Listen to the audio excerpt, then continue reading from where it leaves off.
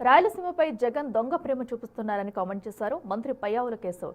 రాయలసీమ వాసులమని చెప్పుకుని జగన్ ఏం చేశారో చెప్పాలని నిలదీశారు. హంద్రీనివాతో పాటు ఇతర ప్రాజెక్టులకు జగన్ ఏమీ చేయలేదని అన్నారు. చరిత్రలో జగన్ కి అసలు స్థానమే లేదని, ఆయన తన గురువు కేసీఆర్ తో కలిసి ఈ ప్రాంతాన్ని వివాదాల్లోకి నెట్టేందుకు ప్రయత్నిస్తున్నారని అన్నారు మంత్రి పయ్యావుల. ఒకవేళ రాయలసీమకు ఏదైనా చేస్తే అదంతా ఎన్టీఆర్ ఘనత అవుతుంది తప్ప వీరు చేసిన మేలు ఏదీ లేదన్నారు మంత్రి పయ్యావుల. ఇప్పుడు కూడా రాయలసీమ పేరుని రాజకీయం కోసమే వాడుకున్నారు. మీ తండ్రి గారి టైంలో రాయలసీమ పేరుతో యాత్రలు చేశారు.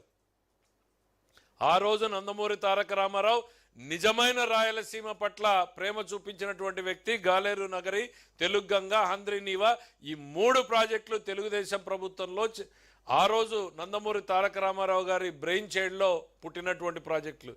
70 సంవత్సరాల కాంగ్రెస్ పార్టీ వారసులని చెప్పుకున్న మీరు రాయలసీమకి ఏం చేశారు ఆ రోజు?